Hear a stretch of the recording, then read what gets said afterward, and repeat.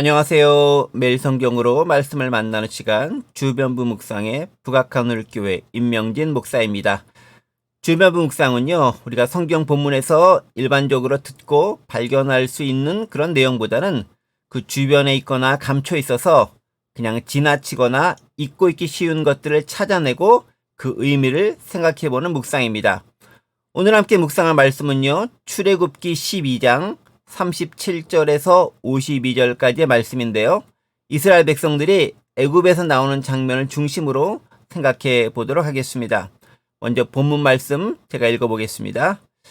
이스라엘 자손이 라암셋을 떠나서 숫곳에 이르니 유아 외에 보행하는 장정이 60만 가량이요 수많은 잡족과 양과 소와 심이 많은 가축이 그들과 함께하였으며 그들이 애굽으로부터 가지고 나온 발교되지 못한 반죽으로 무교병을 구웠으니 이는 그들이 애굽에서 쫓겨남으로 지체할 수 없었음이며 아무 양식도 준비하지 못하였음이었더라. 이스라엘 자손이 애굽에 거주한 지 430년이라. 430년이 끝나는 그날에 여호와의 군대가 다 애굽 땅에서 나왔은즉 이 밤은 그들을 애굽 땅에서 인도하여 내심으로 말미암아 여호와 앞에 지킬 것이니 이는 여호와의 밤이라. 이스라엘 자손이 다 대대로 지킬 것이니라. 여호와께서 모세와 아론에게 이르시되 유월절 규례는 이러하니라. 이방 사람은 먹지 못할 것이나 각 사람이 돈으로 산 종은 할례를 받은 후에 먹을 것이며 거류인과 타국 품꾼은 먹지 못하리라. 한 집에서 먹되 그 고기를 조금도 집 밖으로 내지 말고 뼈도 꺾지 말지며 이스라엘 회중이 다 이것을 지킬지니라. 너희와 함께 거류하는 타국인이 여호와의 유월절을 지키고자 하거든 그 모든 남자는 할례를 받은 후에야 가까이하여 지킬지니 곧 그는 본토인과 같이 될 것이나 할례 받지 못한 자는 먹지 못할 것이니라. 본토인에게나 너희 중에 거류하는 이방인에게 이 법이 동일하니라 하였으므로 온 이스라엘 자손이 이와 같이 행하되 여호와께서 모세와 아론에게 명령하신 대로 행하였으며 바로 그날에 여호와께서 이스라엘 자손을 그 무리대로 애굽 땅에서 인도하여 내셨더라. 아멘. 애굽에 내렸던 모든 재앙이 끝나고 결국 바로는 두 손을 들고 말았습니다. 장자가 죽임을 당하는 고통을 맛본 후에야 비로소 바로는 이스라엘 자손이 나갈 것을 허락한 것이죠. 사실은요, 허락했다라기보다는 불가피한 선택이었을 겁니다. 왜냐하면 여전히 그는 이스라엘 백성들을 잡아두고 싶어 했는데 어쩔 수 없이 장자의 죽음을 맛본 후에야 보내지 않을 수 없게 되는 그런 상황에 맞닥뜨린 것이죠. 그렇게 해서 애굽에 나오게 되는 이스라엘 백성들 장정이 60만이었다고 기록하고 있습니다. 거기에 어린이와 여성, 노약자를 포함하면 정말 엄청난 인원의 대이동이 시작된 것이죠. 그들은 거주지였던 고센 땅의 라암셋에서 숫곳까지 이르렀습니다. 아마 그것은 홍해를 건너기 위한 일종의 중간 목적지가 아니었나 싶습니다.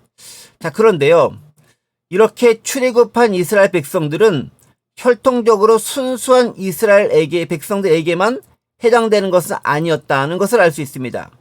38절 보면요, 수많은 잡족이 그들과 함께 나왔다는 것을 알 수 있습니다. 즉 그 당시 이스라엘 백성들과 직간접적으로 관계를 맺고 있었던 타 민족들이나 혼혈 등도 출애굽에 포함되었다는 사실이죠. 우리는 순수 혈통이나 단일 민족을 강조하곤 합니다. 사실 유대인들도요, 자신들이 유대인임을 매우 자랑스럽게 여기곤 하였습니다. 물론 그것이 나치 시대에는 엄청난 고난과 박해의 이유가 되기도 하였습니다. 그럼에도 불구하고 이 단일 민족 신화나 순수 혈통에 대한 판타지는 한국 사람이나 유대인들이나 동일하게 공유하고 있는 특성 같습니다. 한때 우리도 단일 민족, 백이 민족 운운하면서 엄청난 민족 의식을 그리고 그 고취를 강조하곤 하였습니다.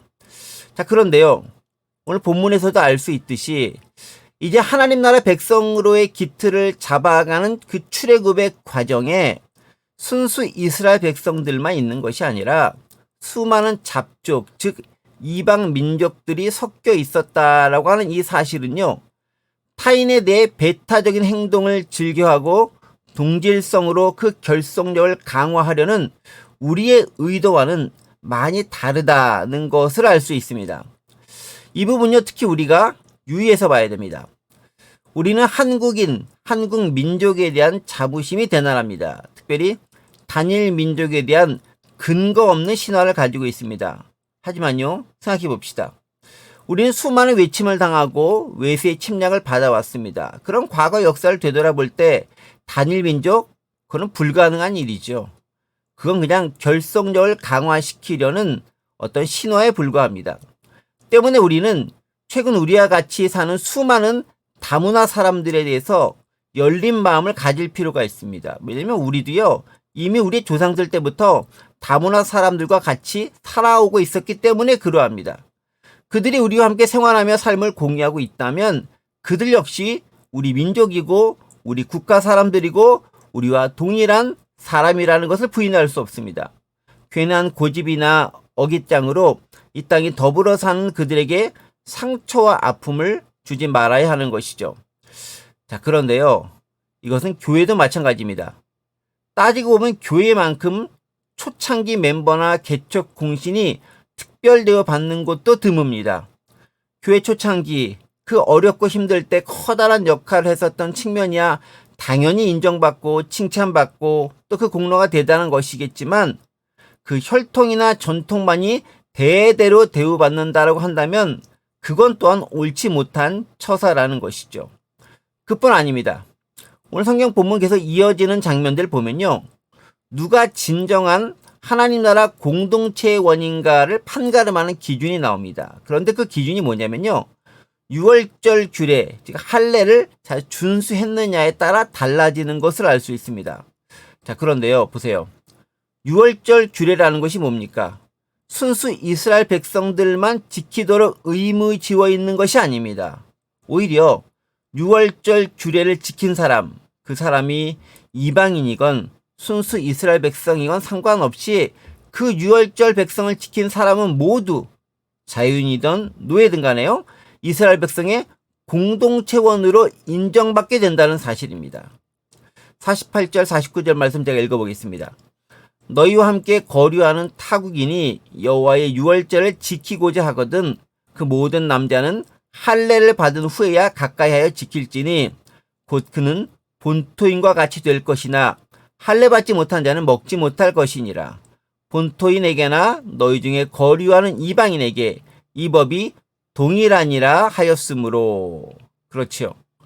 즉 유월절 규례와 할례를 지키면 그가 곧 하나님 나라 공동체의 자격이 주어진다는 것을 알 수 있다는 거죠. 자, 그러고 보면요, 이 할례나 유월절 규례는 이스라엘 사람들만을 위한 배타적인 조항이 아니라 매우 합리적이고 열린, 즉 누구에게나 이스라엘 백성들의 공동체에 참여할 수 있는 조항이라는 것을 알 수 있습니다. 누구가 하나님을 믿기로 결심하고 그 율법을 따르면 하나님 나라의 백성이 될 수 있는 그 자격이 주어진다는 것이죠. 속칭 혈통이나 가문 이런 장벽이 없다는 말입니다. 우리는 종종 기독교의 배타성을 문제 삼는 사람들을 볼 때가 있습니다. 하지만 가만히 놓고 생각해 보면요, 그들의 문제 제기는 배타성에 대한 것이 아니라 정체성에 대한 것을 걸고 넘어지는 경우가 많습니다. 그렇죠. 그런데 보세요. 기독교인이 그 정체성을 갖고 있지 않다면 무슨 의미가 있겠습니까? 내가 기독교인인데 기독교인의 정체성이 없어. 그러면 그걸 기독교인이 할 수 있을까요? 그것을 포기하고 기독교인이 되라. 어불성설인 것이죠. 정체성을 갖는 것은 배타성과는 무관한 개념입니다. 그것은 오히려 본질에 충실한 것이죠. 오히려 그 본질을 놓칠 때 이도 저도 아닌 애매한 그런 모습을 가질 수밖에 없습니다. 정체성과 배타성에 대한 문제가 나왔기 때문에 한 가지만 살짝 더 언급하고 오늘 말씀을 마무리하려고 합니다. 본문에서 이스라엘 백성들이 반드시 지켜야 하는 규례로 제정된 것이 뭐냐면 유월절입니다. 그리고 그 유월절은 할례를 또 받은 사람만 지킬 수 있다라고 되어져 있습니다. 그런데 이 유월절은 어떤 겁니까? 출애굽할 때 하나님의 그 죽음의 사자가 어린 양의 피가 발라진 그 집은 건너뛴 것에서 유래한 그런 절기입니다. 즉 죽음에서 구원을 얻는 사건. 이것은요, 신약시대 예수님의 십자가 피를 통해서 우리를 죽음에서 구원하신 사건의 예표가 되는 것이죠. 그 자체가 기독교의 정체성을 드러내는 사건이라는 말입니다. 즉 6월절 규례는 하나님과 그리스도가 어떤 분이고 우리가 어떻게 구원을 얻게 되었는지를 드러내는 사건입니다. 복음의 본질이 여기에 포함되어져 있는 것이죠. 가끔 비본질적인 것을 본질적인 것으로 생각해서 과격하게 주장하는 분들도 계시고, 본질적인 것인데 그 본질을 잊고 마치 비본질적인 것인 양 아무렇지도 않게 생각하고 대하는 사람들도 있습니다. 둘 다 옳지 않죠. 기독교는 열린 공동체입니다. 그리고 그 공동체의 본질과 정체성을 제대로 지키는 것에만 충성한다면 그 누구든 예외 없이 공동체원의 일원이 될 수 있고 하나님 나라 백성이 될 수 있습니다. 다른 자격은 필요치 않은 것이죠. 하나님은요, 당신께 예배할 하나님 나라 백성을 만들기 위해 출애굽을 계획하셨고 실행하셨습니다. 그렇다면 예배자의 자격은 무엇이겠습니까? 그것은 어린 양의 피에 대한 믿음입니다. 다른 그 어떤 것도 필요치 않습니다. 때문에 유월절 규례와 할례가 필요한 것은 바로 하나님 나라 백성의 기본적인 정체성을 위해서 필요한 것이겠죠. 바로 그 정체성에 충성된, 충실한 오늘 하루 우리의 삶이 되었으면 좋겠습니다. 이현 잠시 기도하겠습니다. 하나님 아버지, 세상은 여러 기준으로 사람을 나누고 등급을 평가하는 경향이 있습니다.